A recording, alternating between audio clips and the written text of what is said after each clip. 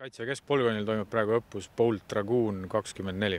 Me korraldame iga aasta 2 korda sarnast õppust selleks, et integreerida siia saabunud liitlaste lahingugrupp 1. jalaväebrigaadi lahingukorda.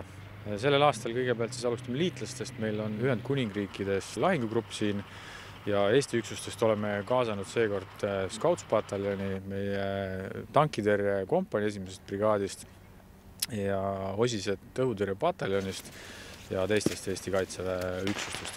Sellel aastal me oleme õppust pikendanud 2 päeva võrra ja see on selleks, et võimaldada siis lahingugrupile natuke paremat ja rohkem väljaõpet. Õppuse esimesel 2 päeval keskenduti väiksematele harjutustele, kus saadi praktiseerida kaevikulahinguid, jalaväe ja lahingmasinate koostööd ja rasketehnika lahingmanöövrid teiste üksuste vastu.